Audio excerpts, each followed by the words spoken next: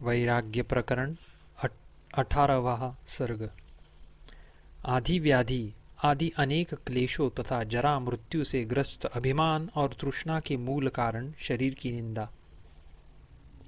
श्री रामचंद्र जी ने कहा, महर्षि जी, गीली आंतों यानी कि पेट में स्थित मल मूत्र आदि की थैलियों और नाड़ियों से व्याप्त परिणामशील और मरण धर्म जो शरीर संसार में सबके सामने प्रकाशित हो रहा है, वह भी केवल दुख भोग के लिए ही है।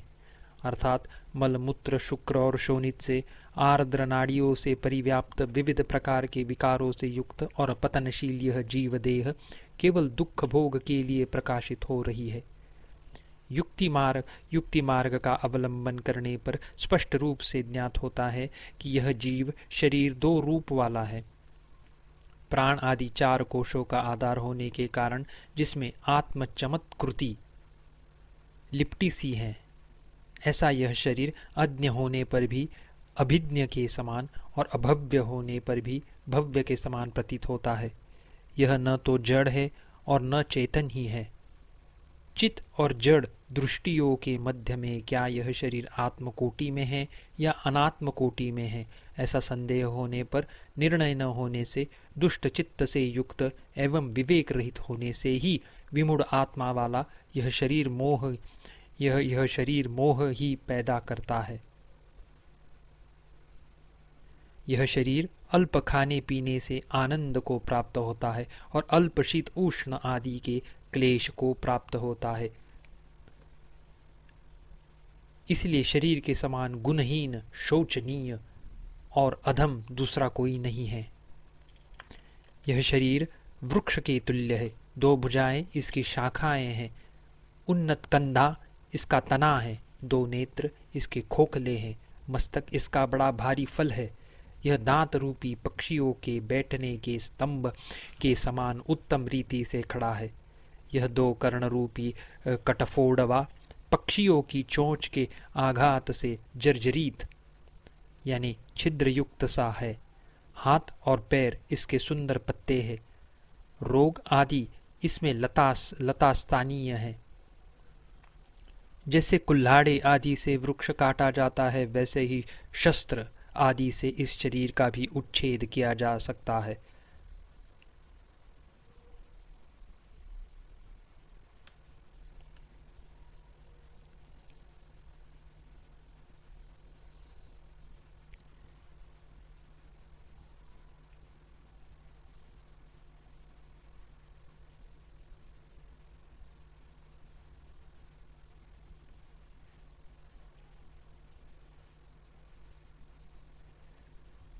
सुंदर कांति रूपी छाया वाला यह देह रूपी वृक्ष जीव रूपी यात्रियों का विश्राम स्थान है। यह किसका आत्मीय यानी मित्र और किसका शत्रु है? इस देह रूपी वृक्ष में प्रेम और द्वेष करना व्यर्थ है। अर्थात देह के साथ जीव का कोई भी वास्तविक संबंध नहीं है, इसलिए यह किसी का आत्मीय नहीं है। अतः इसके प्रति आस्था और अनास्था ही क्या।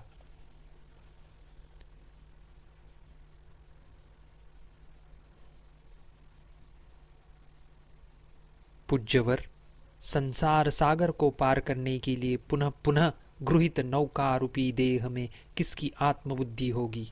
अर्थात जैसे सागर को पार करने के लिए गृहित नौका में किसी की आत्म संभावना का संभव नहीं है, वैसे ही संसार को पार करने के लिए अर्थात संसार से मुक्त होने के लिए बार बार गृहित देह में किसकी आत्म भावना हो सकती है? रोम रूपी असंख्य वृक्ष और इंद्रिय रूपी अनेक गड्ढों से युक्त देह नामक निर्जन वन में कौन पुरुष विश्वास को प्राप्त होगा? पूज्य मुनि जी, सार रहित तथा छिद्रयुक्त मांस, नसे और हड्डियों से वेष्टित और बाहर निकलने के उपायभूत उपदेश से विरहित इस शरीर रूपी नगाड़े में मैं बिल्ली की तरह रहता हूँ।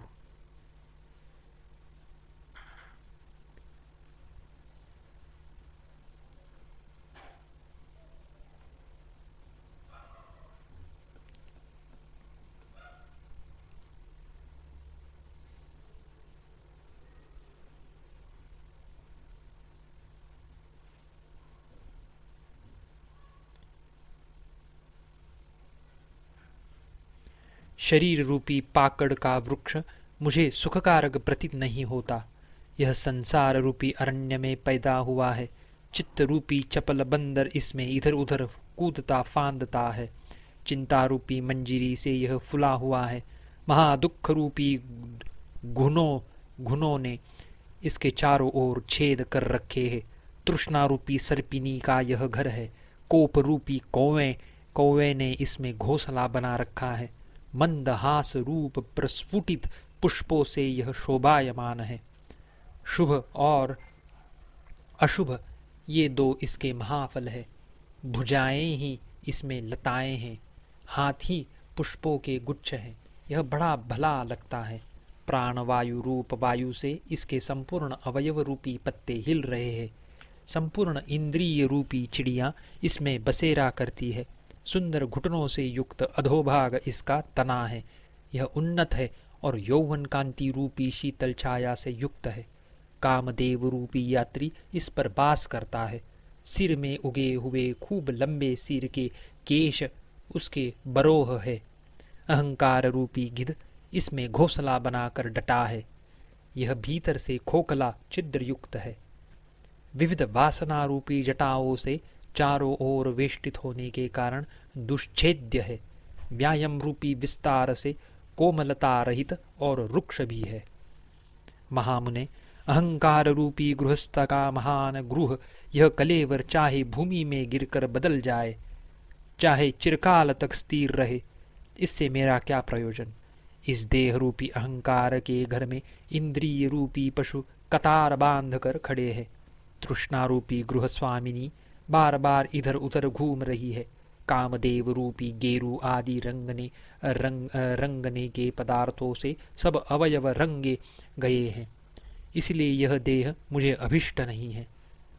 पीठ की हड्डी रूपी सहतिरों के परस्पर मिलने से जिसके भीतर बहुत थोड़ा स्थान रह गया है, आंत रूपी रज्जुओं से बंधा हुआ देह रूपी घर मुझे अभिष्ट नहीं है। स्नायु रूपी रस्सियां जिसमें चारों ओर तनी है, रस रक्त रूप जल से रचित गारे से लिपा गया, वृद्धावस्था रूपी चूने से सफेद यह देह रूपी घर मुझे अभिष्ट नहीं है। चित्त रूपी नौकर ने विविध चेष्टाओं द्वारा इसकी स्थिति इतनी मजबूत कर रखी है कि यह गिर नहीं सकता। मिथ्या और अज्ञान इसके आधार स्तंभ है। दुख रूपी बाल बच्चों ने इसमें रो रो कर कुहराम मचाया है। सुख शैया से यह मनोहर है। दुच्चेष्टा रूपी दाह व्रण से पीड़ित दासी इसमें रहती है। ऐसा देह रूप घर मुझे अभिष्ट नहीं है।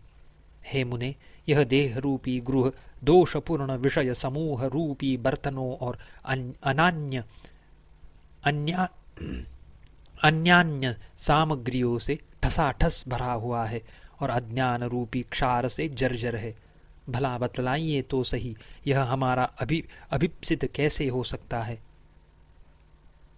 टखने यानी एड़ी के ऊपर की गांठ रूपी आधार काष्ठ स्थित पिंडलिका, घुटना रूप मस्तक जिससे स्तंभ का मस्तक है, लंबी लंबी दो भुजाएं रूपी आड़ी लकड़ियों से अत्यंत दृढ़ यह देह रूपी घर मुझे अभिष्ट नहीं है।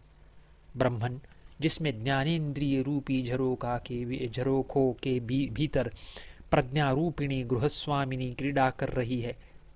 चिंता रूपी अनेक पुत्रियां जिसमें विद्यमान है, यह ऐसा देह रूपी घर मुझे अभिष्ट नहीं है। सिर के केश रूपी छादन से आच्छादित कर्ण रूपी शोभाशाली चंद्रशालाओं से युक्त तथा लंबी लंबी अंगुली रूपी काट के चित्रों से सुसज्जित देह रूपी घर मुझे पसंद नहीं है।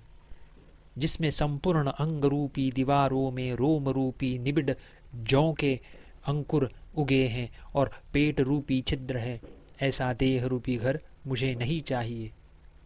जिसमें नख रूपी मकड़ियों के जाले तने हैं, कुत्ती की नाई भ्रमण, दीनता, कलह आदि कराने वाली क्षुधा जिसके अंदर शोर मचाती है, जिसमें भीषण शब्द करने वाला वायु सदा चलता रहता है, वायु का वेग भीतर प्रवेश करने और बाहर निकलने में सदा व्यग्र रहता है और इंद्रिय रूपी झरोगे सदा खुले हैं।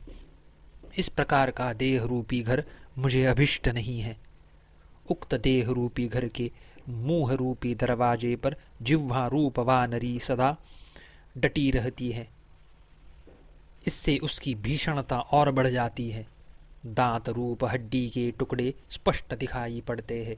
अतः यह देह गृह मुझे अभिष्ट नहीं है। त्वचा रूपी चूने के लेप से चिकना है।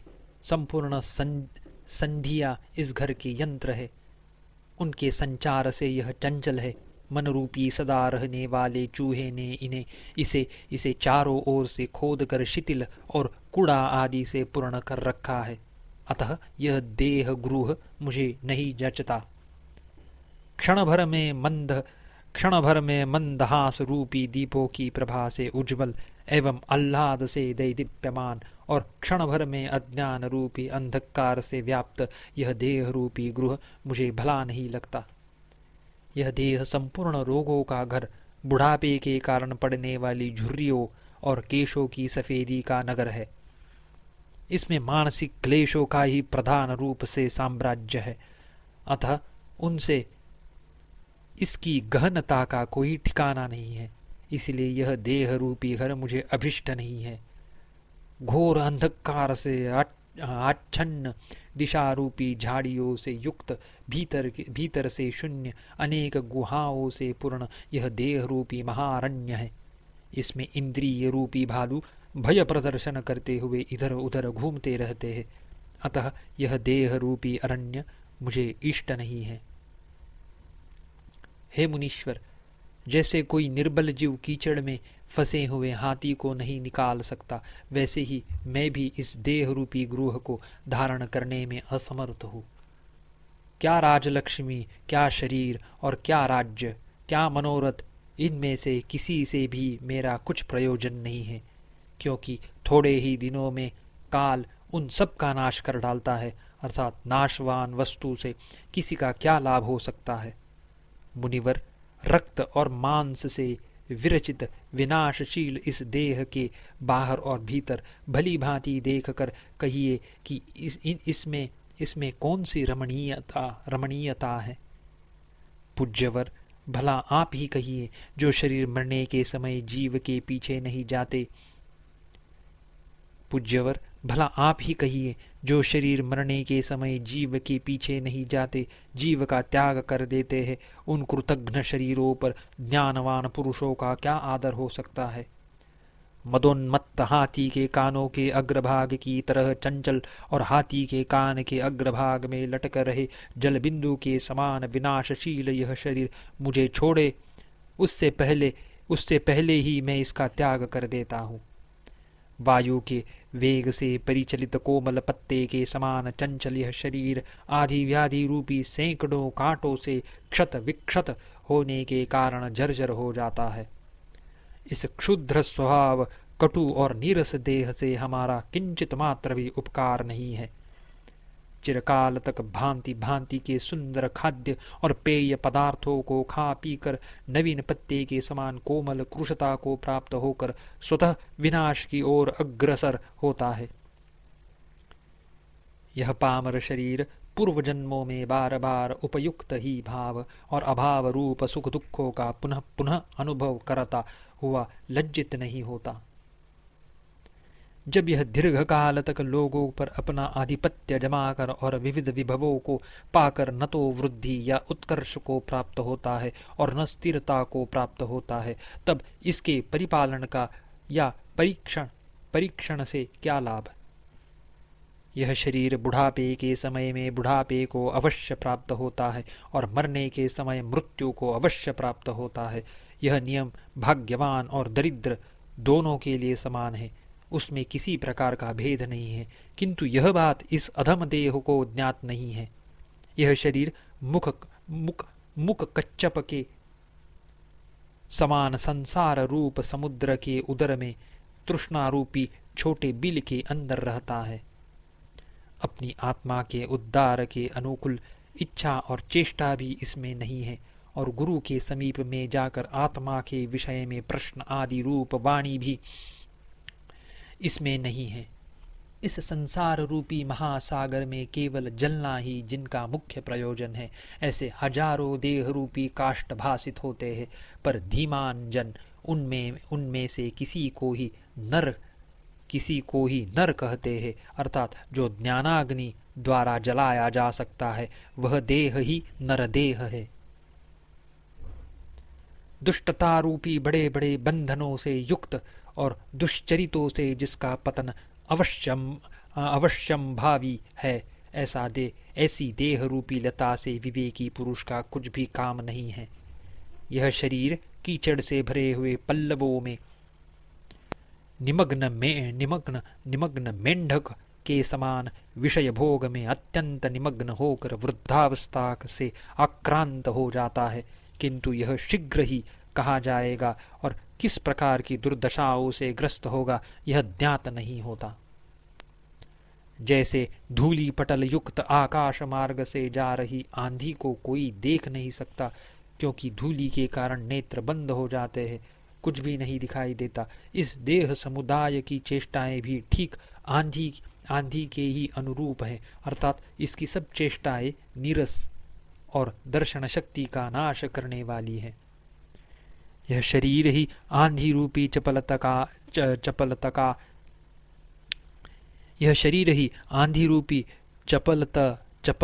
का मूल है। यही राजसी प्रवृत्ति का उत्पादन कर आत्मदर्शन में बाधक होता है। वायु की, दीपक की और मन की गति, उत्पत्ति और विनाश जैसे अज्ञात है, वैसे ही इस शरीर की उत्पत्ति, विनाश आदि अज्ञात है। यह क्या है, किस प्रकार से और कहाँ से आता है और कहाँ जाता है, इस बात को कोई नहीं जानता। जो लोग अनित्य शरीरों में नित्यत्व का आदर करते हैं और जो लोग संसार स्थिति के विषय में नित्यत्व का अभिमान करते हैं, अर्थात जो लोग शरीरों को तथा संसार को आशा युक्त, चिरस्थायी और सत्य मानते हैं, वे मोह रूपी मदिरा से उन्मत्त है। उन्हें बार बार धिक्कार है।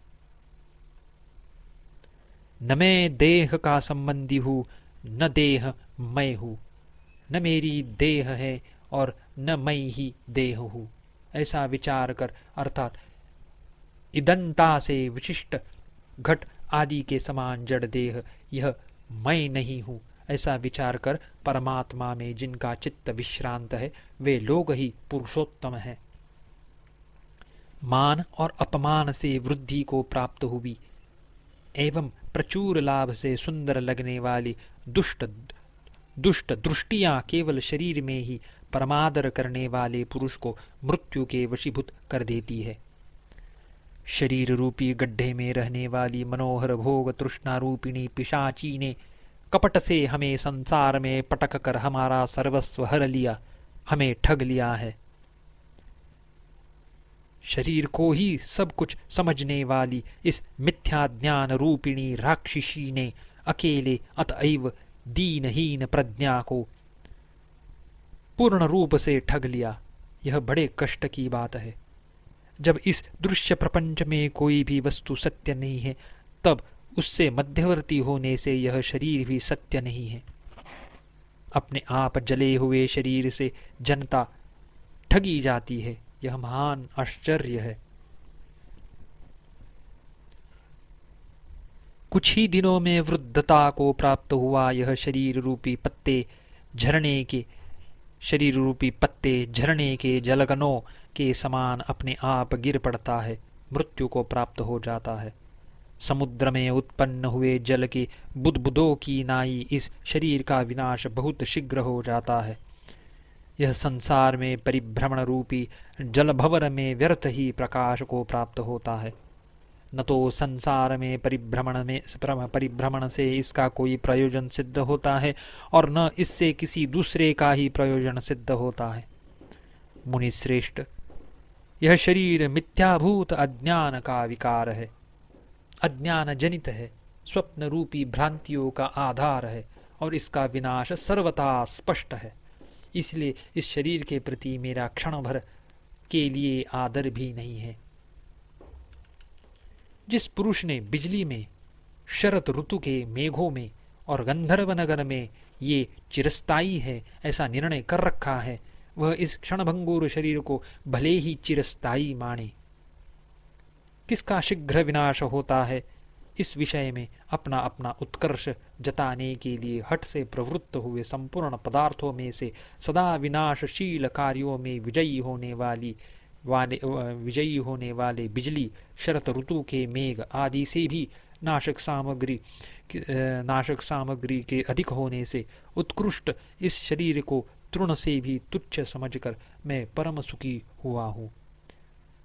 18वां सर्ग समाप्त।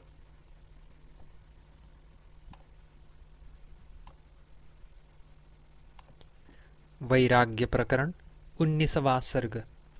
अज्ञान, क्षुधा, पिपासा, रोग, अशौच और चपलता से दूषित जानवरों की सी अवस्था वाली बाल्यावस्था की निंदा।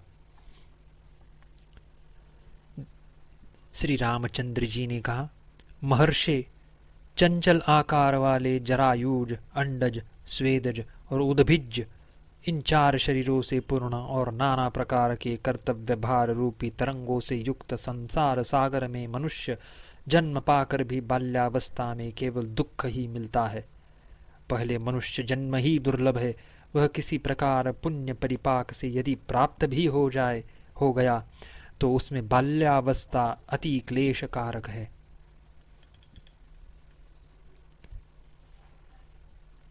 अशक्ति, आपत्तियां, खाने पीने आदि की तृष्णा, मुकता, मूढ़ बुद्धिता, क्रीड़ा, कौतुक आदि के विषय में अभिलाषा करना, न मिलने पर दीनहीन बन जाना और चंचलता, ये सब बाल्यावस्था में ही होते हैं। हाथियों के बंधन स्तंभ के समान बाल्यावस्था अकारण क्रोध और रोदन से भीषण और दीनता से जर्जरित दशाओं में बंधन है। अर्थात जैसे अकारण क्रोध, रोदन आदि से भीषण और दीनता से जर्जरित अवस्थाओं में हाथी का बंधन स्तंभ बंधन होता है, वैसे ही अकारण क्रोध, रोदन आदि से भीषण और दैन्य से जर्जरित अवस्थाओं में प्राणियों का बाल्यकाल भी बंधन ही है। जैसी पराधीनता प्रयुक्त चिंताएं बाल्यावस्था में जीव के हृदय को पीड़ित करती है, वैसी मरण में, बुढ़ापे में, रोगावस्था में, आपत्ति में एवं यौवनावस्था में नहीं करती। बाल्यावस्था में पशु पक्षियों की सी चेष्टाएं होती हैं। सभी लोग बालकों की भर्त्सना करते हैं। सचमुच चंचल बाल्यावस्था मरण से भी बढ़कर दुखदायिनी है। सामने स्थित प्रतिबिंब के समान बाल्यावस्था में स्फुट और निबिड़ अज्ञान रहता है, अथवा प्रत्येक क्षण में चित्त में तत्त विषयों का प्रतिबिंब पड़ने से अनेक प्रकार की भ्रांतियां होती है। अतएव यह नाना प्रकार के संकल्पों से तुच्छ है। तत्त संकल्पित विषयों के न मिलने से बाल्यावस्था में मन चारों ओर से कटा हुआ सा और जीर्ण शीर्ण सा दुखित रहता है। भला ऐसी बाल्यावस्था किसको सुखप्रद होगी? बाल्यावस्था में अज्ञानवश जल, अग्नि और वायु से सदा उत्पन्न होने वाले भय से पद पद में जैसा दुख होता है, वैसा आपत्ति में भी किसी को न होगा। अर्थात बाल्यावस्था में आपत्ति से भी बढ़कर दुख होता है। बालक बाल्यावस्था में निरंतर विविध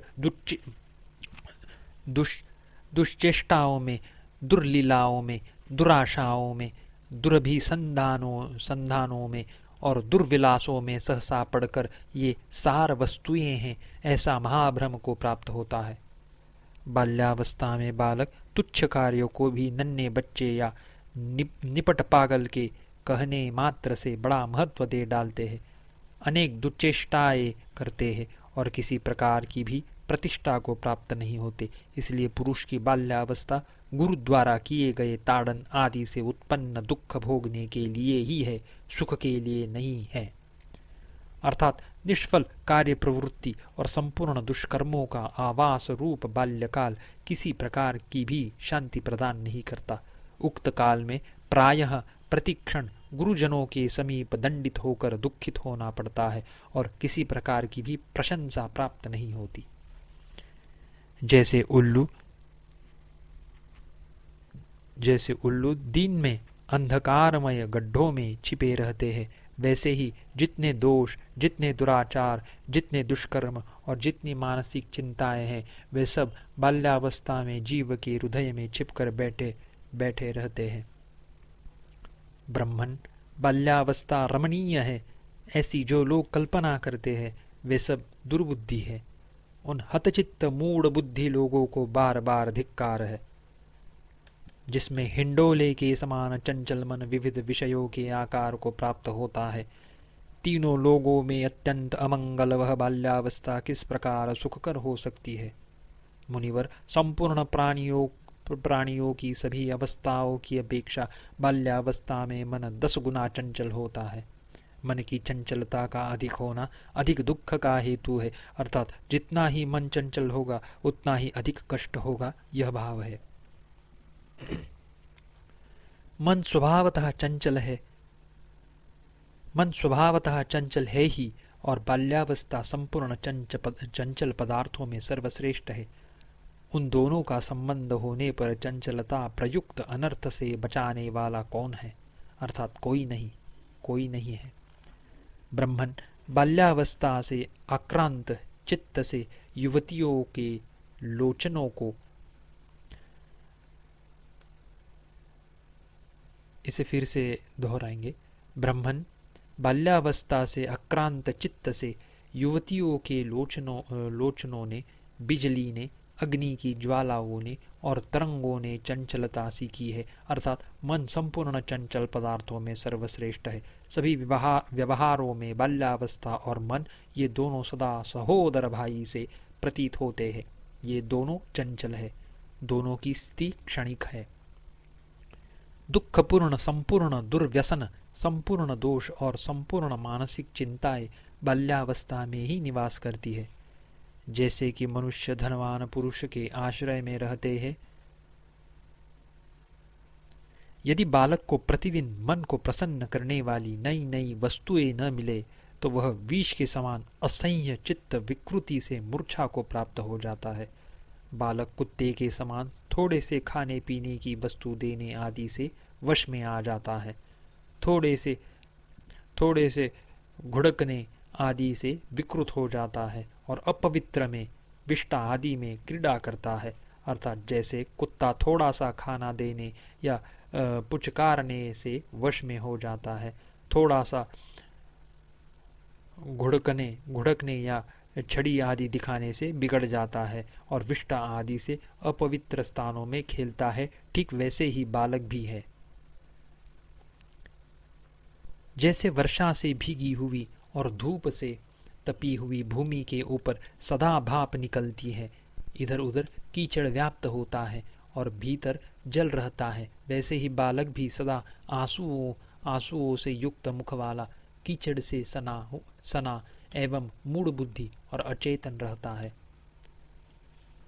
मनुष्य सदा दूसरों से डरने और भोजन करने वाले, हीन दीन, दुष्ट और अदृष्ट, सब वस्तुओं की इच्छा करने वाले एवं चंचल बुद्धि और शरीर से युक्त बाल्यकाल को केवल दुख भोग के लिए धारण करता है।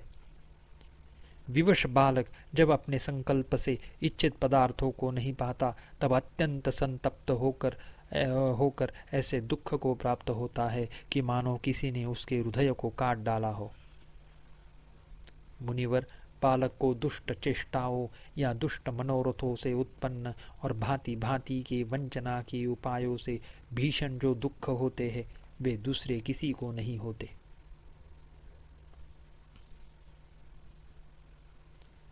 जैसे प्रखर ग्रीष्म ऋतु से वनभूमि संताप को प्राप्त होती है, वैसे ही बालक भी मनोरथों के विलास से युक्त बलवान अपने मन से नित्य संताप को प्राप्त होता है। बालक जब विद्यालय में पढ़ने जाता है तब उसे बंधन स्तंभ में बंधे हुए हाथी के समान पराधीनता, बेतों की मार आदि और भी बड़े बड़े भीषण कष्ट झेलने पड़ते हैं। बाल्यावस्था में असत्य पदार्थों में ही सत्यत्व बुद्धि होती है। अनेक प्रकार के मनोरथों का साम्राज्य छाया रहता है और हृदय बड़ा कोमल रहता है। अतएव बाल्यावस्था में अत्यंत दीर्घ दुख के सिवा सुख का लेश भी नहीं होता। किसी समय जब बालक भूख लगने से रोता है, तब तुम्हें खाने के लिए भुवन दूंगी, यो माता या पिता के कहने पर संतुष्ट होकर वह भुवन को ही खाने की इच्छा करता है। तुम्हें चंद्रमा रूपी खिलौना देंगे, यो ठगने पर आकाश से चंद्रमा को हाथ में लेने की इच्छा करता है। ऐसी मूर्खता से पूर्ण बाल्यावस्था कैसे सुखकर हो सकती है? महामते, बालक के मन में शीत और ताप का अनुभव तो होता है, पर वह उनका निवारण नहीं कर सकता। इसलिए बालक और वृक्ष में क्या भेद है, अर्थात बालक वृक्ष के समान जड़ है। बालक सचमुच पक्षियों के सदृश है। जैसे भूखे पक्षी आकाश में बहुत ऊंचा उड़ने की इच्छा करते हैं, वैसे ही भूखे बालक भी आहार लेने के लिए हाथों के सहारे उठने की इच्छा करते हैं, पर सामर्थ्य न होने से उठ नहीं सकते। जैसे पक्षियों को दूसरे से भय और आहार की चिंता प्रधान रूप से रहती है, वैसे बालक भी भय और भोजन में तत्पर रहते हैं। बाल्यावस्था में गुरुओं से, माता पिता से, अनान्य जनों से एवं अपने से बड़े बालक से भय बना रहता है। इसलिए बाल्यावस्था को यदि भय का घर कहा जाए तो कोई अत्युक्ति न होगी। महामुने, संपूर्ण दोषपूर्ण दशाओं से दूषित, किसी की रोक टोक के बिना स्वच्छंद विहार करने वाले अविवेक का घर बाल्यकाल किसी के भी संतोष के लिए नहीं हो सकता। 19वां सर्ग समाप्त।